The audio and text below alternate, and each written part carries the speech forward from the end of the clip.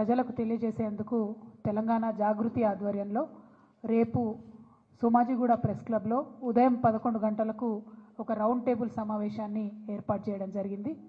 మరి ప్రధానంగా ఈ రౌండ్ టేబుల్లో చర్చించాల్సినటువంటి అంశాలు ఏందన్నవి ప్రజలతో కూడా పంచుకొని రేపు వస్తున్నటువంటి అనేక మంది మేధావులు ఇతర మిత్రులకు కూడా స్వాగతాన్ని తెలియజేస్తూ ఉన్నాము.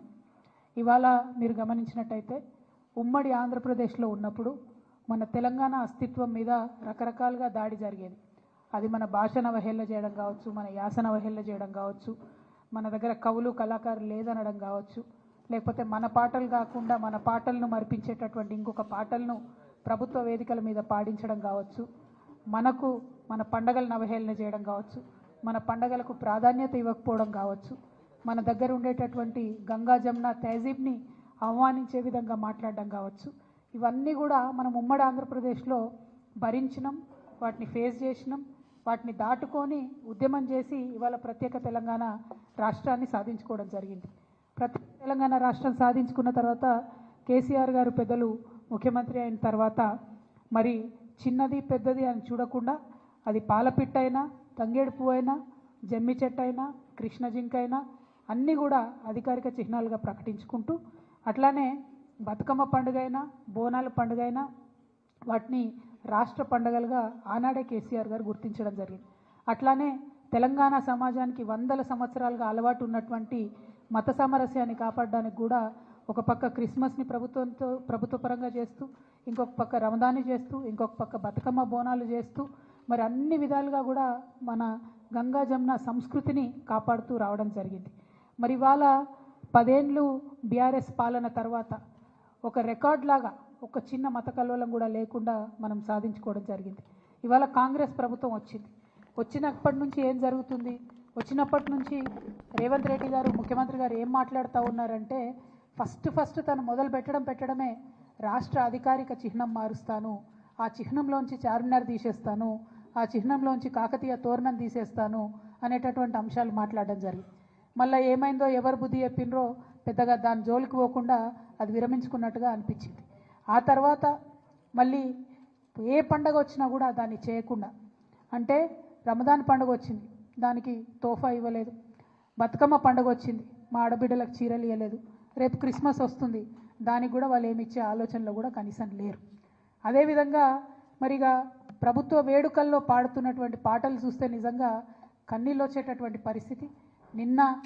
మొన్న పెద్దపల్లిలో కానీ, అంతకుముందు వరంగల్లో కానీ, నిన్న సెక్రటేరియట్లో వాళ్ళు పెట్టుకున్న కార్యక్రమంలో కానీ మనకు సంబంధం లేని పాటలు, అసలు మన తెలంగాణ సమాజం ఆమోదించినటువంటి పాటలు. మరి అంతమంది తెలంగాణలో జానపద కళాకారులు ఉంటే ఒక్క కళాకారుడు కూడా మీకు పాట పాడడానికి దొరకలేదా?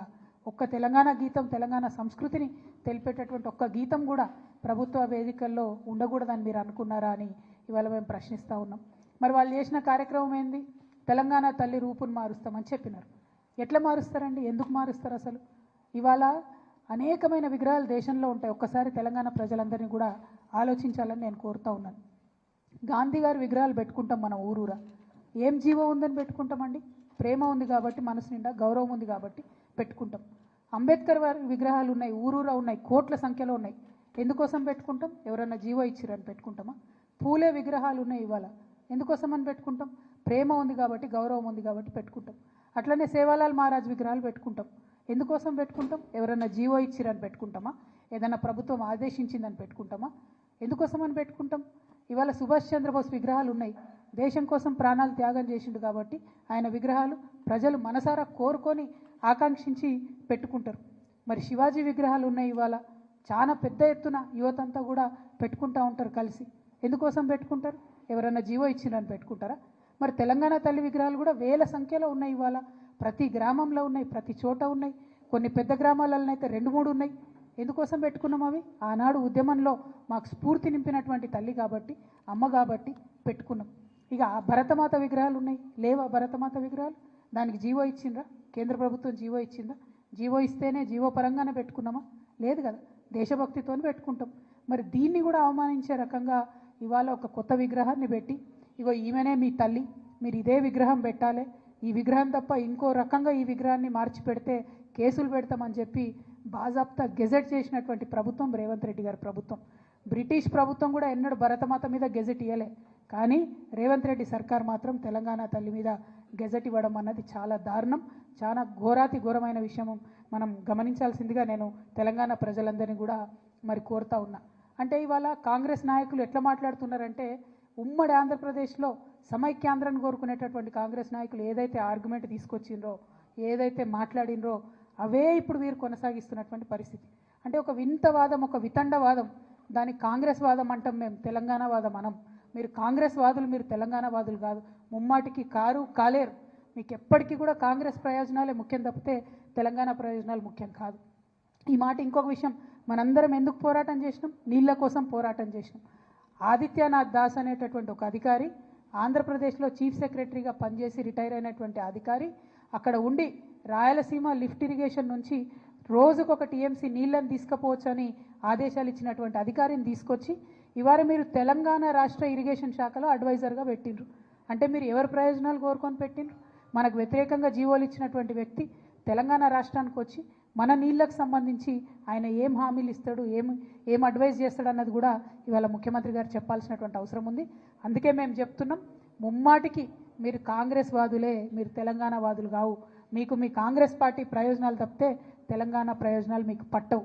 ఇవాళ ఓట్ల కోసం ఎలక్షన్ల సమయంలో ఏం చేసిండ్రండి కాంగ్రెస్ పార్టీ? రేవంత్ రెడ్డి గారు ఎలక్షన్ల కోసం ఏం చేసిండ్రు?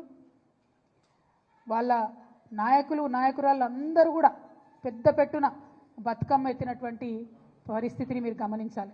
ఇవాళ శ్రీమతి ఇందిరాగాంధీ గారు మరి తను బతుకమ్మ ఎత్తుకొని తెలంగాణ ప్రజలకు బతుకమ్మను శుభాకాంక్షలు చెప్పినటువంటి వ్యక్తి. తర్వాత శ్రీమతి సోనియా గాంధీ గారు, ఆవిడ బతుకమ్మ ఎత్తుకొని ఆమె తెలంగాణ ప్రజలందరూ కూడా బతుకమ్మ శుభాకాంక్షలు చెప్పారు. ఇదిగోండి మన తెలంగాణలోనే ఎన్నికల ముందు ర్యాలీలో ప్రియాంక గాంధీ గారు, రాహుల్ గాంధీ గారు బతుకమ్మ ఎత్తుకొని తెలంగాణ ప్రజలకు శుభాకాంక్షలు చెప్పారు. తర్వాత ప్రియాంక గాంధీ గారు అద్భుతమైనటువంటి ట్వీట్ చేసిండ్రు. ఏమని చేసిండ్రు? తెలంగాణ ప్రజలందరికీ ప్రత్యేకంగా తెలంగాణ ఆడపడుచులందరికీ బతుకమ్మ పండుగ శుభాకాంక్షలు. ఎందుకంటే 1978లో ఓరుగల్లు మహిళలతో కలిసి మా నానమ్మ శ్రీమతి ఇందిరాగాంధీ గారు బతుకమ్మ ఉత్సవాల్లో పాల్గొనడం ఒక మధుర స్మృతి అని చెప్పి ప్రియాంక గాంధీ గారు చేసినటువంటి ట్వీట్ ఇది. అంటే ఓట్లు ఉన్నప్పుడు మాత్రం మన పండుగలు వనుకొస్తాయి. ఓట్లు ఉన్నప్పుడు బతుకమ్మ తెలంగాణ ప్రత్యేక పండుగని, తెలంగాణ ఆడపడుచులందరికీ శుభాకాంక్షలు చెప్పాలని ఓట్లు ఉన్నప్పుడు గుర్తొస్తాయి. ఆ వీడియో చూపి. ఇగో ఇందులో అయితే అద్భుతమైన వీడియో అండి ఇది, మీరు తప్పకుండా చూపించాలి మీడియా మిత్రులు. రేవంత్ రెడ్డి గారు, రాహుల్ గాంధీ గారు, కేసీ వేణుగోపాల్ గారు, జయరాం రమేష్ గారు అందరూ కలిసి కోలాటము బతుకమ్మ కలిపి ఆడుతున్నారు. పాపం అక్కడ కూడా మా బట్టెన్న వెనక వరుసలు పెట్టిండ్రు.